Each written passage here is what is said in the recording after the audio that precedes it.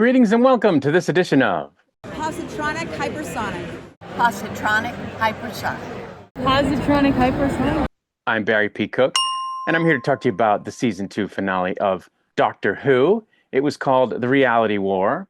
And as the episode starts, Anita, the Doctor's very good friend from the Time Hotel, which we saw in the last Christmas special, comes through a door that opens right onto the balcony from which she saves the Doctor, thereby causing him to avoid plummeting to the ground below. Anita then explains that not only has she looked for the Doctor for a long time, and that she did run into him in other incarnations, as well as in this incarnation when he met Rogue, an event that left her a little bit heartbroken and sent her into the arms of a coworker whose child she is now carrying, but also that May 23rd, 2025 keeps repeating. And the Doctor says the reason would seem to be that the Ronnie needs it to, so that it can wear thin and break reality so that Omega can escape. The Doctor then visits John Smith's home and takes Belinda and Poppy to the Time Hotel, where Belinda remembers who she, Poppy, and the Doctor are.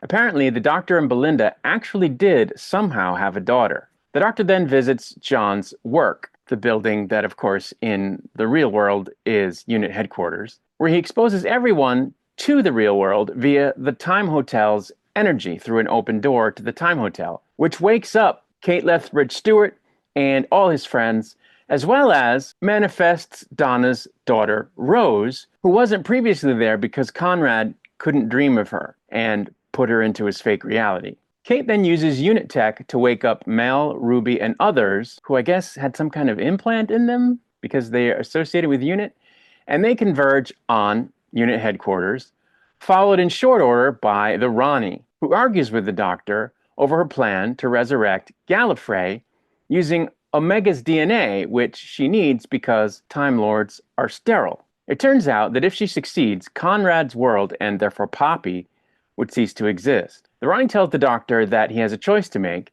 before disappearing, after which the Bone Beast dinosaur thing goes on the attack as the Doctor puts Poppy in a little room, the interior of which exists outside of time to protect her in case the Wish World ends, and Belinda goes with her, despite the risk of her ending up existing in solitude forever in that room if the Doctor fails to stop the Ronnie.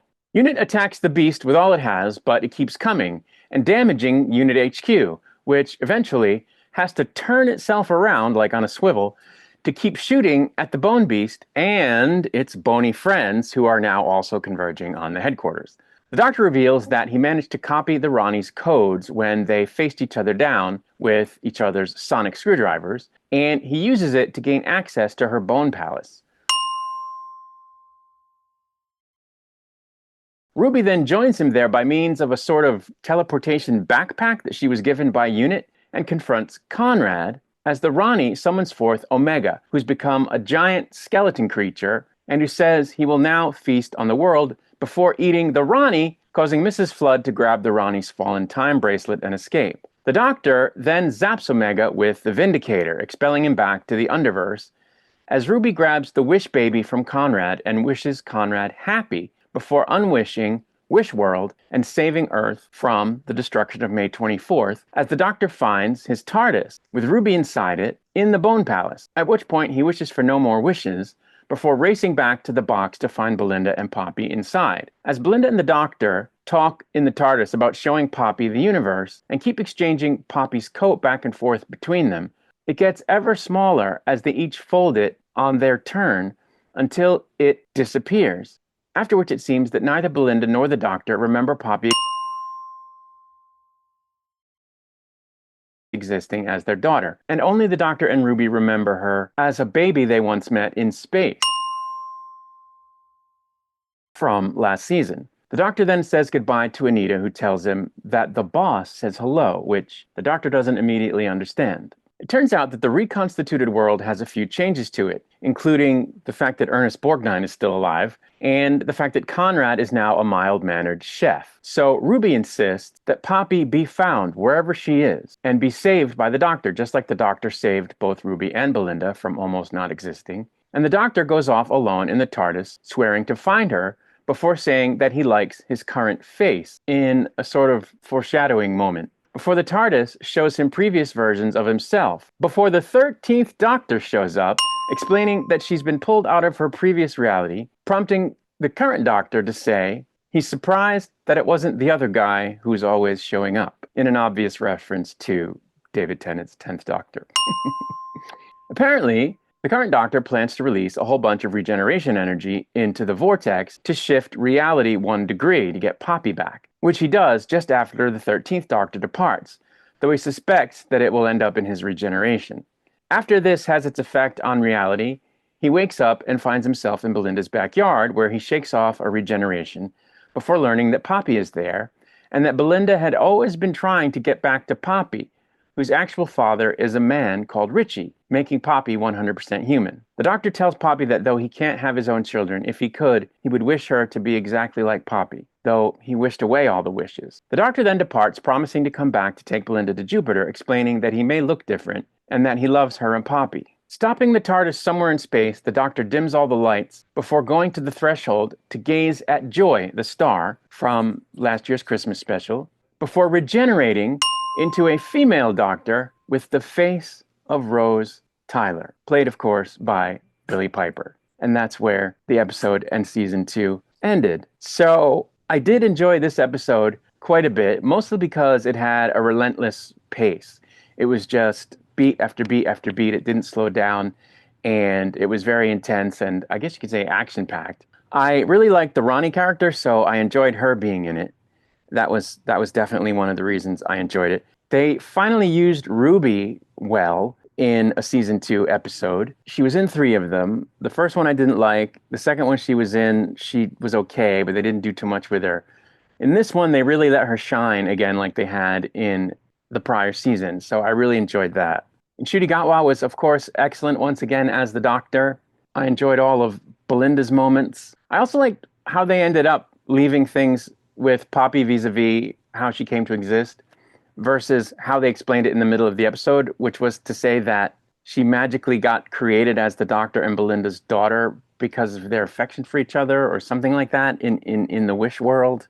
And I guess was created out of the Doctor's memory of actual Poppy, the space baby, which I didn't think made a whole lot of sense, whereas now she's just a regular human born the regular way, and I think that's cool. And what added a little bit of extra sense to it was that they showed us flashbacks where Belinda was always telling the Doctor that she had to get back to Poppy, even though that isn't what happened. But when he changed reality, that became part of the past. So I thought that was cool. I also really loved seeing the 13th Doctor. Jodie's era was not one of my favorite eras since I've been watching the show, but I did like her as the Doctor. I don't think the stories they gave her were great, so I don't think much of those episodes, but I did like her as the Doctor. I did like her relationship with Val and the other companions. I did like the other companions as well. So it was cool seeing her. I thought that was a cool thing that they did. And I was glad that, yes, they didn't use David Tennant. Because as much as David Tennant is in fact my very favorite Doctor, I think it would have been massively gimmicky to have him show up yet again. So I'm glad that they didn't do that. And it was cool that they poked fun at the fact that they keep bringing him in. So I enjoyed that. So that's everything that I liked. Let's talk about a couple things that I didn't like. The story with Omega was thin. In other words, I thought they were going to bring him in early in the episode and that there would be a little bit of back and forth for a period of time between him and the Doctor, because I'm not at all familiar with the character because it pre-exists my time watching the show. But I was intrigued by the concept, and I was hoping we'd get to see a little bit of that character, interacting with the Doctor in terms of like having a battle of wits and so forth. But that didn't happen. They kind of just brought him in for a few seconds and then zapped him away. And I thought that was kind of lame, given the buildup. I also don't like that they keep referring to the Doctor as the last of the Time Lords. We know he isn't. We know that the Master exists, right? They've never said that the Master is dead. And he knows that 14 still exists. And he has his own TARDIS. So, whether he actively uses it or not, or what have you, he's a Time Lord. So they keep saying he's the last of the Time Lords, but it's not true. Something that confused me until I looked it up was how the doctor said that he was sterile because we know he has a granddaughter and that he had a daughter who gave birth to this granddaughter. So I was confused at first as to how it could be that Time Lords are sterile, but apparently that happened after he had his daughter. So it makes sense. And of course, his other daughter is just a clone for all intents and purposes. But on the subject of his granddaughter, what was that? Why didn't they bring her in? Why did they tease her and then she's not in the episode? She plays no part in the story of the final episode. I thought that was kind of silly. Now, maybe it's because they were setting her up for us to see her at some point in the future. And I suppose that's cool, but the actress is not young. So I don't know, maybe they already shot stuff. I don't know. But if so, it wouldn't be with Nchudi because Nchudi, as we now know, has left the series, which brings me to another thing that I don't like, which is that Nchudi Gatwa is no longer the Doctor. I really liked him in the part. I know other people have issues with his characterization of the Doctor, that he was too emotional or whatever, and that the gay thing was there, but I didn't mind any of that myself. And I thought that his performances were all just super powerful and really, really good. In fact, I was thrilled to be able to take a picture of myself standing next to the 15th Doctor wax statue at Madame Tussauds back in April in London because I like the character, with him in the role so much, but he's already gone. And there's some speculation that he was fired because he backed out of presenting at the Eurovision Awards over some concerns about Israel's participation in the event.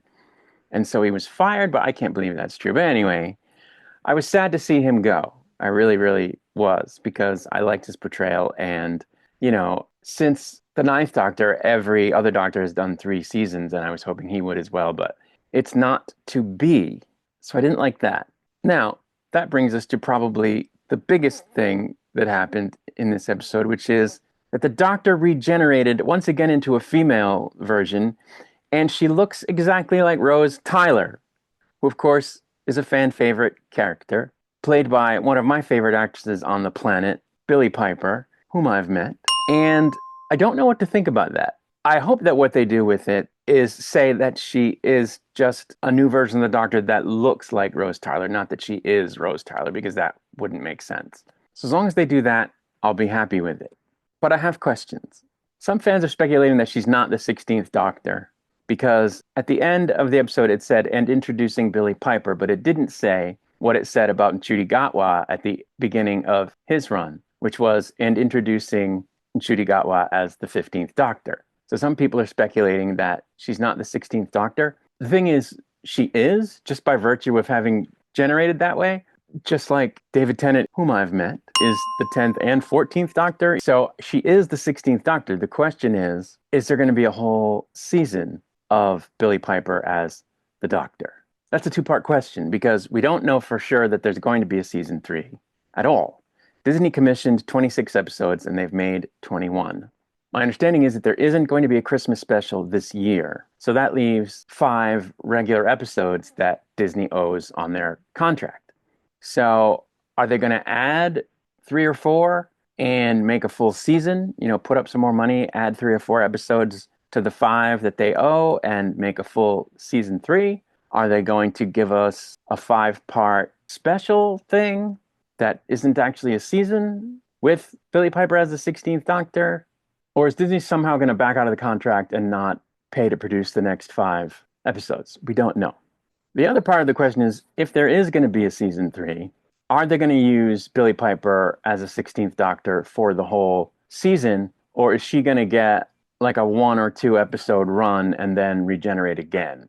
I wouldn't be surprised if whatever they do results in Billie Piper only doing a few episodes as the Doctor, because it feels kind of like one of those special gimmicky things that they do sometimes, bring back old Doctors, like they've brought back some of the older ones, like they brought back David Tennant a couple times. And so it just seems like one of those things to me that's not a full go kind of thing, a full season kind of thing. And certainly I don't think multiple seasons. I just don't think they would do that. And I don't think Billie Piper would be interested in doing that.